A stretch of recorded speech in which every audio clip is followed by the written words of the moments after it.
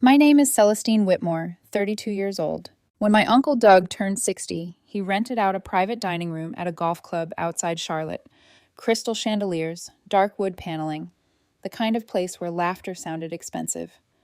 I told myself I was only going because Doug deserved it. He'd always been the one person in this family who treated me like I wasn't a burden wearing heels. The rest of them? They saw gatherings like this as theater. Dad loved the stage lights. He walked in first, shaking hands like a politician, letting the Rolex on his wrist flash under the sconces. Mom trailed beside him, a new dress she couldn't afford, smile rehearsed to perfection. They waved at relatives they hadn't spoken to in months, all fake affection and champagne promises. I was already seated at a corner table nursing my drink, invisible in plain sight. Then came Lindsay, my sister, the show's real headliner. She arrived 30 minutes late, hair glossy, sunglasses still on indoors. Mom gasped like royalty had entered. Dad stood up, proud as if he'd personally built her from marble. I watched the performance unfold the way you watch a house you've already decided to burn down. The dinner itself was fine. Souffle portions, 2 long speeches, a predictable toast from Doug about family and gratitude. For a fleeting second, the room felt warm, almost genuine. Then Dad rose. He held his glass high. You know, he said, voice honeyed for the crowd. Raising Celestine was always a challenge. A murmur of laughter, polite but uneasy. She's headstrong, stubborn, too practical for her own good. We tried. God knows we tried. He paused, smiled like he was landing a punchline. Still, some mistakes are too big to fix, and I've come to accept that Celestine has always been ours. The word mistake cracked through the room like a dropped plate. No one breathed. Lindsay looked away.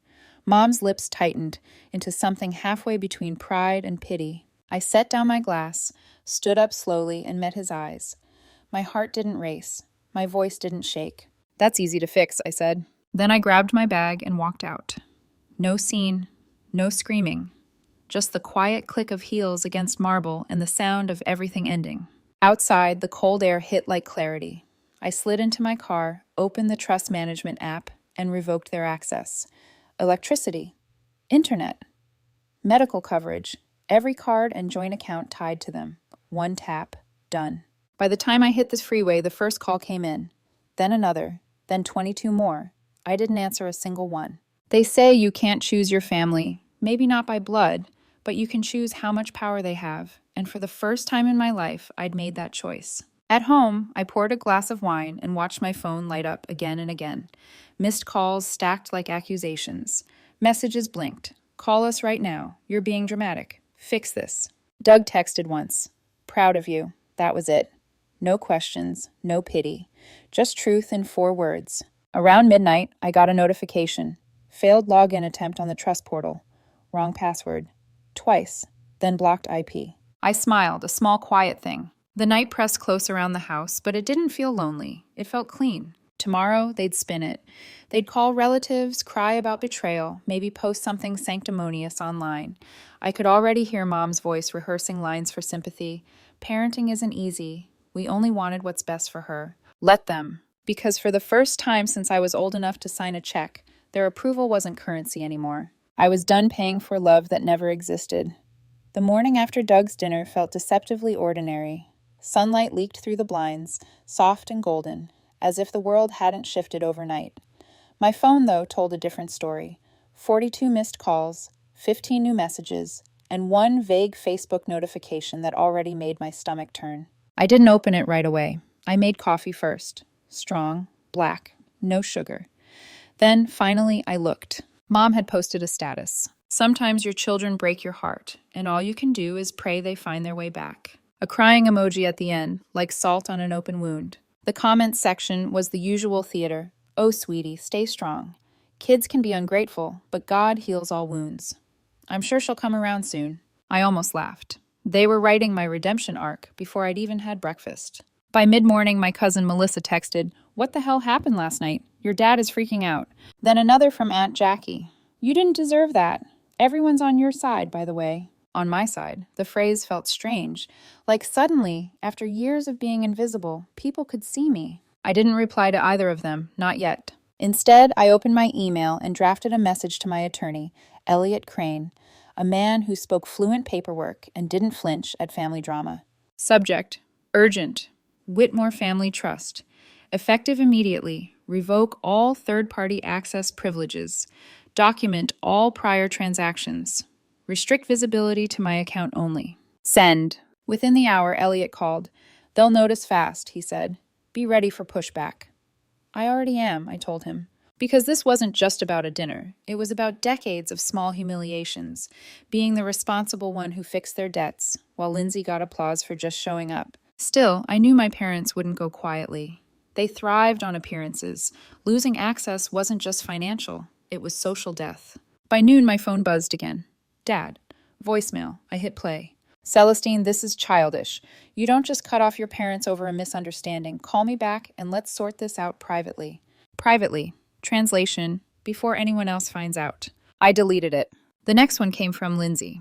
Are you serious right now? You're going to ruin everything over one dinner? One dinner. That's what they thought this was, an overreaction to public embarrassment. I typed a reply. No, Lindsay. This is about every time you watched them break me and said nothing. But I never sent it. Some silences are sharper than words. By afternoon, the smear campaign had begun. A text from Jackie arrived. Your mom said at church that you're having some kind of breakdown. Thought you should know. Of course she did. If they couldn't reach me with guilt, they'd reach me through gossip. But something unexpected happened. The narrative didn't stick. Doug stepped in. He sent a message to the family group chat, one I'd muted years ago, calling Dad's toast unacceptable and confirming that I'd acted fully within my legal rights.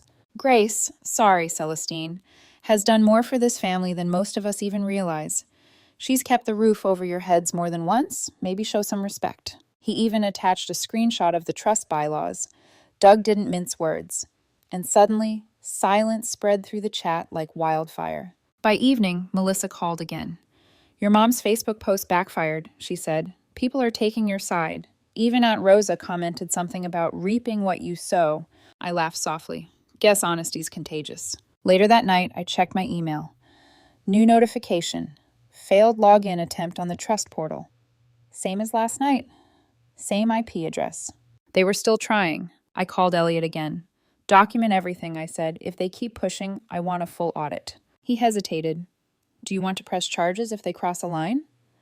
Not yet, I replied. But they're close. After I hung up, I sat by the window, watching rain streak down the glass. Somewhere out there, my parents were spinning stories, painting themselves as victims, rewriting me as ungrateful, unstable, heartless. They could have the narrative. I had the evidence. And soon I'd have something better than revenge. Proof. It was a quiet Saturday morning when the knock came. I wasn't expecting anyone. Through the peephole, I saw her. Lindsay. No makeup, no sunglasses, just a tired face that looked older than it had a month ago. For a second, I didn't recognize her. The gloss, the armor, all gone. I opened the door halfway. You're brave to show up here. She gave a nervous half laugh. Can I come in, please? I stepped aside but didn't say yes. She took it as permission. Inside, the air between us was tight. The faint scent of rain clung to her coat. You've heard, right? She asked, not sitting down. Heard what? They're in trouble, Mom and Dad. Worse than they're letting on. I crossed my arms. Define trouble. They've been taking out quiet loans, second mortgages, even a line of credit against Dad's business. And that consultant, remember the guy you said gave you a bad feeling? He drained them dry and disappeared. She paused, eyes flicking up to gauge my reaction. I said nothing. They're trying to sell the house, she continued. The main one. But the deed, your name's still tied to it. Grandpa added some kind of safety clause in the trust. I blinked. They never told me. Of course not. They were going to sell without you, but they can't. Not legally. Her voice cracked then, just slightly. They're desperate, Celestine. They said if I couldn't convince you to sign, they'd just do it themselves. I tilted my head. Do it themselves? She swallowed. Fake your signature. They already have a document ready. I stared at her for a long time. The room went still except for the low hum of the refrigerator. Why are you telling me this? She hesitated. Because I don't want to go down with them. I told them it was insane. They wouldn't listen. Dad's drinking during the day. Mom's talking about moving in with Aunt Teresa. They're unraveling. I walked to the counter, poured myself water I didn't need, and said quietly, if they try it, I'll press charges. No hesitation. And if you're part of it, I'll take you down too. She didn't flinch, just nodded. I figured. When she finally left, the house felt heavier than before. I sat on the couch, staring at the door, trying to decide whether what I felt was anger, pity, or both. Then my laptop pinged. New email. No subject. From anonymous@protonmail.com. The message was short. You should see this before it's too late. Attached were scanned documents, property transfer forms, bearing my forged signature. My name, in handwriting I hadn't used since high school. At the bottom of the page, Celestine W. Whitmore. The metadata traced back easily enough. I ran a quick header check. IP origin, my parents' home network. They'd already tried. I called Elliot immediately. He answered on the first ring. Talk to me. I forwarded the email. He went silent for a few seconds while reading. This is serious, he said finally. Forgery, fraud, possibly wire fraud if they transmitted it electronically. I want it on record, I said. Everything. Within 2 hours, he'd filed a fraud warning with the county records office, attaching a signed affidavit from me. The attempt was frozen in its tracks. That night, I sat by the window again, city lights blinking against the glass, thinking about the absurdity of it all. My parents, the same people who used to lecture me about honor and family reputation, had just committed a crime against me. They hadn't called since. Maybe they knew it was over. Maybe they were still scheming. Either way, I didn't need to wait for their next move. Because for the first time, I wasn't reacting to them. I was documenting them. And there's a kind of power in that silence, when you realize the people who raised you taught you how to fight them better than they ever expected. The invitation came from Doug 3 days later. A short text. Family dinner at my place. Trust me, you want to be there. I almost ignored it. The thought of sitting across from my parents again made my stomach twist. But Doug had earned my trust years ago. He never played both sides. If he said come, there was a reason. By the time I arrived, the sun had slipped behind the trees, leaving the sky bruised violet. Melissa opened the door, grinning like she already knew what was coming. Inside, the dining room glowed warm and golden. Doug stood at the head of the table. Around it sat a small circle. Melissa, Aunt Jackie, a few cousins, and at the far end, like ghosts in a family portrait, my parents. Mom's smile was too wide, eyes glassy. Dad looked wrecked, hair uncombed, tie half undone, the smug confidence that once filled every room now nowhere to be found. Doug motioned for me to sit. We're going to finish what they started, he said. I frowned. Meaning? He reached into his jacket pocket, pulled out a small speaker, and set it on the table. A single button press, and the room filled with the sound of my father's voice. Clear, amplified, undeniable. Some mistakes are too big to fix, and I've come to accept that Celestine has always been ours. The recording from Doug's birthday dinner. Gasps rippled around the table.